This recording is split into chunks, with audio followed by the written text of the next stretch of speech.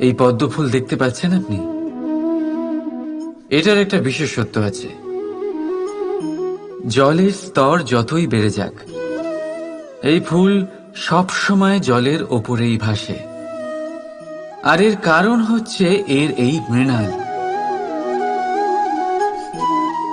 যখনই জলের স্তর বাড়ে, ঠিক তখনই এই মৃণালও বাড়ে, আর এই ফুলকে জলের ওপরে ভাসিয়ে রাখে। কিন্তু যখন জল কমে যায়, এই মৃণাল কমতে পারে না, আর তখনই নিজের সাথে এই ফুলকেও নষ্ট করে দেয় সে। মানুষের সাথেও এরকমই হয়। দেখুন, মানুষ যত সমৃদ্ধ হতে থাকে, ততই তার জীবনের স্তর বাড়তে থাকে, তার ইচ্ছেগুলো, তার প্রয়োজন বাড়তে থাকে। কিন্তু জীবনে কৃতিত্ব কমতে থাকলেও তার প্রয়োজনগুলো কমে না। আর তারপর এই পদ্মের মতোই মানুষও ভেঙে পড়ে। তাহলে কি করা যায়? কি করা যায় এই পরিস্থিতিতে? জীবনের স্তর বাড়ানো ছেড়ে দেবেন? কখনো না। কিন্তু জীবনের স্তর বাড়ানোর সাথে সাথে নিজের আত্মশক্তি একত্রিত করুন। সংকটের মুহূর্ত এলে আপনি আপনার জীবন কিভাবে কাটাবেন তার অনুশীলন করুন। কারণ জীবনের স্তর আর জলের স্তর বাড়বে আর কমবে, কিন্তু এটা আপনার ওপর নির্ভরশীল যে আপনি এই দুইয়ের মধ্যে সমতা কি করে ধরে রাখবেন।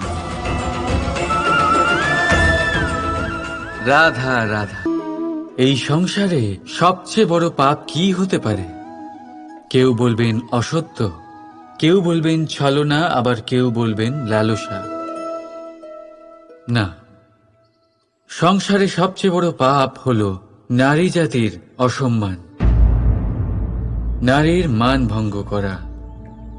কারণ এই অপরাধ কেবল নারীর শরীরকেই নয়, বরং তার মন আর আত্মাকেও আহত করে থাকে। তাহলে এবার প্রশ্ন হলো, যে এই অপরাধ করেছে তাকে কি শাস্তি দেওয়া উচিত? কেউ বলবেন শারীরিক যন্ত্রণা, আর কেউ বলবেন মৃত্যুদণ্ড। কিন্তু এই অপরাধের শাস্তি নির্ধারণ করার আগে এটা জানার কি কোনো প্রয়োজন নেই যে অপরাধী আসলে কে? এখন আপনি বলবেন সহজ ব্যাপার, সেই পুরুষ যে নারীর মান ভঙ্গ করেছে। কিন্তু এ কি সম্পূর্ণ সত্যি? নিজের অপমানের জন্য, নিজের সম্মানকে নিজেই হারানোর জন্য কখনো নারী কি নিজে দায়ী হতে পারে না? ভেবে দেখুন, সম্মানহানির থেকে বাঁচার জন্য সর্বপ্রথম সম্মানের সীমার ওপর নজর দেওয়া প্রয়োজন। রাবণ সীতার হরণ এই জন্যই করতে পেরেছিলেন কারণ সীতা নিজের বোকামোর জন্য রাবণের সেই সীমা উল্লঙ্ঘন করা সহজ করে দিয়েছিলেন। কিন্তু অশোক বাটিকাতে সেই সীতাকেই রাবণ স্পর্শ পর্যন্ত করতে পারেননি, কারণ সে রাবণ আর তার মাঝখানে ঘাস দিয়ে একটা ছোট রেখা বানিয়ে দিয়েছিলেন।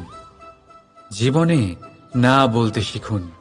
যদি কেউ আপনার সম্মানের সীমা পার করতে চেষ্টা করে, তাহলে তাকে সেখানেই আটকাতে শিখুন। আপনার ওপরে ওঠা প্রথম হাত, প্রথম কটাক্ষ ওইখানেই আটকাতে শিখে নিন। তখন কোনো পুরুষের সাহস হবে না আপনাকে আবার অপমান করতে চেষ্টা করার। কারণ নারী জননী, পূজনীয়। তাই নিজেকে দুর্বল মনে করে আপনি অপরাধী হবেন না। রাধা রাধা। এই হিরেটা দেখতে পাচ্ছেন আপনি? লক্ষ কোটি বছর ধরে পৃথিবীর গর্ভে থাকার পরে এটা এতটা শক্ত হয়ে ওঠে। কিন্তু যখন খনি থেকে একে বের করা হয়, এটি কয়লার মতোই থাকে, সাদা, শক্ত, নিস্তেজ।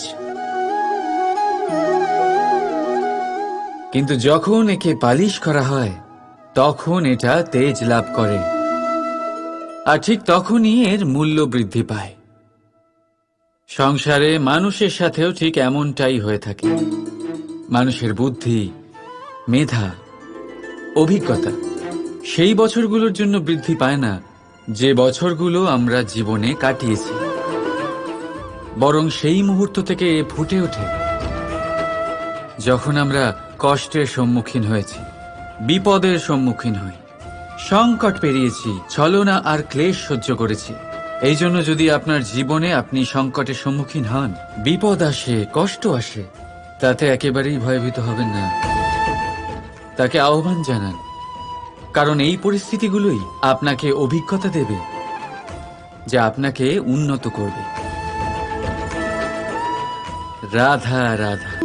প্রকৃতি প্রত্যেক জীবকে অনুভূতি দিয়েছে, যাতে সে নিশ্চল না হয়, কোনো না কোনো কর্ম করতে থাকে।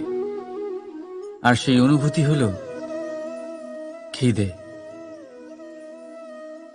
পশু, পক্ষী, প্রাণী পরিশ্রম করতে থাকে নিজের খিদে মেটানোর জন্য। কিন্তু অন্য জীবের মতো মানুষের খিদে কি তার পেট অবধি সীমিত থাকে? পেটের খিদে মেটাতে মেটাতে কখন যে এই খিদে মন আর মায়ার তৃষ্ণায় রূপান্তরিত হয় আমরা বুঝতেই পারি না। আর বেশিরভাগ ক্ষেত্রে এই তৃষ্ণা অর্থ সংগ্রহ করা অবধি সীমিত থাকে। নিজের জীবন ধারণ ছেড়ে কার জন্য এই অর্থ সংগ্রহ করছেন আপনি? আগামী প্রজন্মের জন্য। বড়ই বিচিত্র, তাই না? নিজের জীবন ধারণ ছেড়ে অর্থ সংগ্রহ করতে করতে নিজের জীবনের সুখ বিসর্জন দিচ্ছেন, আর আগামী প্রজন্মকে কাজ করার থেকেও আটকাচ্ছেন। পুত্র যখন কুপুত্র তখন কেন অর্থ সঞ্চয়? পুত্র যখন সুপুত্র তখন কেন অর্থ সঞ্চয়? নিজের সন্তানকে সংস্কার দিন, অর্থ নয়। যদি সন্তান সংস্কারী হয় তখন সে নিজের এক সংসার তৈরি করবে। যদি সংস্কারহীন হয় তাহলে আপনার বানানো সংসার এমনিই সে ভেঙে দেবে। জীবনে যদি কিছু সঞ্চয় করতে হয়